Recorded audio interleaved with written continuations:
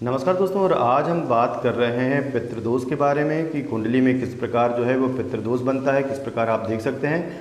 और पितृदोष का जो कारण होता है वो कुंडली में कैसे देखेंगे। साथ में जो घर में तनाव पैदा होता है, मानसिक तनाव भी होता है, विवाह में विलंब हो जाना या घर में जो ऐसा मान के चलिए कि बच्चे ना हो पाना, संतान ना हो पाना भी जो है वो पितृदोष का कारण होता है। और किसी भी कार्य का नहीं बन पाना भी जो है वो पितृदोष का कारण होता है। तो आज हम आपको पितृदोष का कारण भी बताएंगे और उसके निवारण भी बताएंगे और बहुत सहज सरल उपाय बताएंगे जिससे कि आप घर में ही पितृदोष का निवारण कर सकते हैं। कोई बड़ी पूजा पाठ करवाने की आपको ज़रूरत नहीं रहेगी। तो सबसे पहले हम जान लेते हैं कि पितृदोष कैसे होता है। तो आप साइड में देख सकते हैं यहाँ पर जो एक चक्र है, और इस चक्र में हम आपको बताते हैं कि पितृदोष कब कब बनता है। देखिए, पहले तो राहु और सूर्य का युति, राहु और सूर्य की युति होती है, उससे पितृदोष का निर्माण होता है। और विशेषकर ये युति यदि इस नवम भाव में हो, आप देख सकते हैं बाजू में ये जो नवम भाव जहाँ पर 8 लिखा हुआ है, यहाँ पर यदि राहु और सूर्य बैठा हुआ हो तो यहाँ पर आप देख सकते हैं कि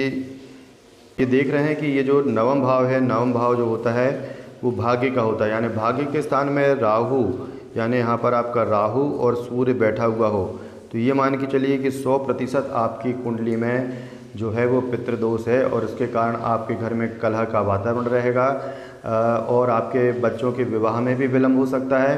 कई प्रकार की आपको समस्याएं यहाँ पर आएंगी। तो कैसे इसका निवारण होगा, क्या उपाय कर सकते हैं, यह भी हम आपको बताएंगे। इसके साथ साथ कब और भी काल सर्पयोग बनेगा या फिर पितृदोष बनेगा। तो काल सर्पयोग के बारे में भी हम आपको अगले वीडियो में जानकारी देंगे। अभी हम आपको जो है वो पितृदोष के बारे में जानकारी देते हैं कि जब भी राहु सूर्य, यदि आप इस कुंडली में देखेंगे तो यहाँ पर अभी करते हैं वो हम आपको बता देते हैं कि जो पहला स्थान होता है वो लग्न कहलाता है।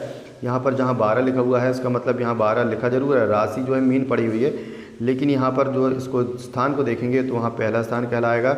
वहाँ 1 मान के चलेंगे, यहाँ 2, ये दूसरा स्थान है, ये तीसरा स्थान, ये मैं स्थान लिख रहा हूँ, ठीक है, ये गिनती जो है राशि नहीं है। यहाँ चतुर्थ स्थान है, यहाँ पंचम स्थान है, यहाँ षष्ठम, यहाँ सप्तम, यहाँ अष्टम, यहाँ 9वां स्थान कहलाएगा जो कि भाग्य का होता है। ये 10वां स्थान होता है व्यवसाय का, यहाँ से नौकरी देख सकते हैं, व्यवसाय देख सकते हैं।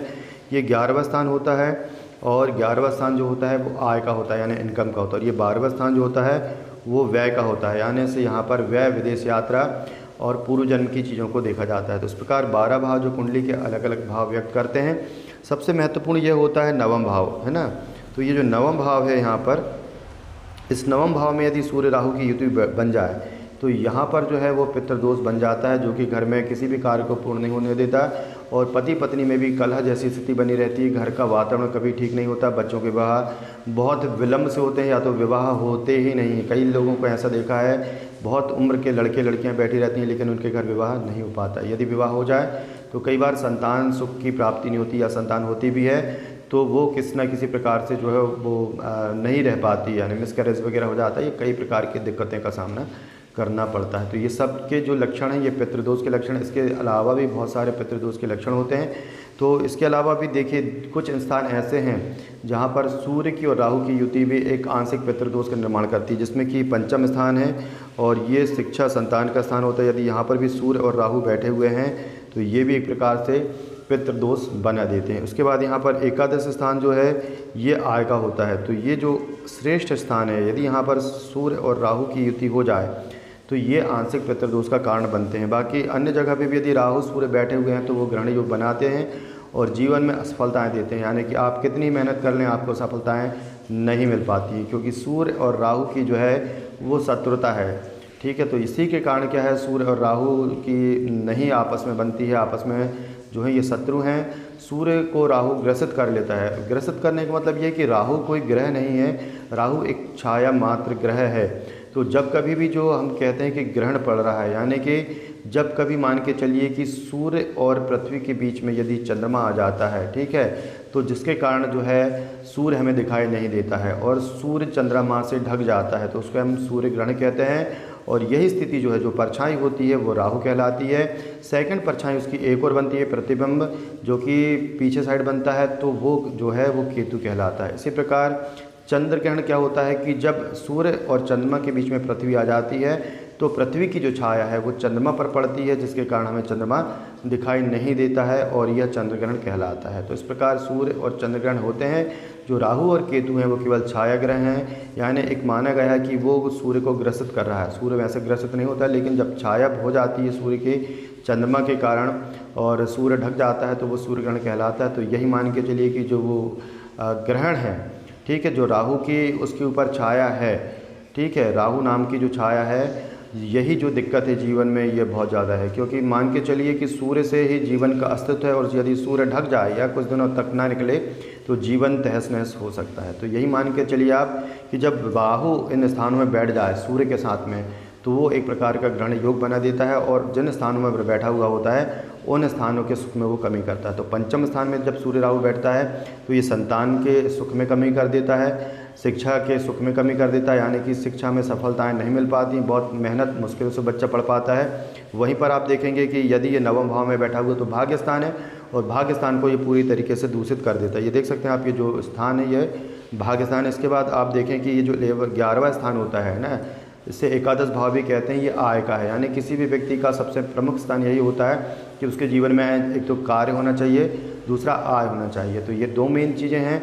तो यहाँ पर अब यदि ये 3 स्थान में सूर्य साथ में राहु युति बना लेता है तो ये मान के चलिए कि यहाँ पर भी हल्का सा हम पितृदोष कहते हैं। बाकी पितृदोष की यही है कि यदि नवम भाव में सूर्य राहु की युति हो या सूर्य बैठा हुआ हो, राहु उसे दृष्ट कर रहा हो, देख रहा हो, या राहु बैठा हुआ सूर्य उसे देख रहा हो, एक दूसरे की पूर्ण दृष्टि जो होती है वो सप्तम होती है, सप्तम पूर्ण दृष्टि से भी एक दूसरे को ये देखते हैं। इस प्रकार ये जो बनता है योग, ये पितृदोष कहलाता है, जो कि विभिन्न प्रकार के जीवन में दुख तनाव पैदा करता है। घर में विवाह ना हो पाना, कलह का बना रहना, और यदि कोई आतिथ्य भी आता है तो वो भी अप्रसन्न होकर के जाता है या आप खुद भी नहीं चाहते कि कोई मेहमान आपके घर में आए। तो ये स्थितियां हैं आपकी पितृदोष बनाने वाली कुंडली में। और ये घर के किसी भी सदस्य के कुंडली में हो सकता है, या आपके जो मालिक है उसके घर में भी हो सकता है, या आपके बच्चों के भी कुंडली में हो सकता है, जिससे कि लेकिन पूरे के पूरे घर में जो है स्थितियाँ ठीक नहीं रहती हैं। कई बार जो है आपकी बच्ची की कुंडली में होता है, लेकिन विवाह के बाद हो सकता है कि वो पितृदोष आपके घर से समाप्त हो जाए। लेकिन यदि पुत्र की कुंडली में है तो वो मान के चलिए कि आपके घर में समस्याएं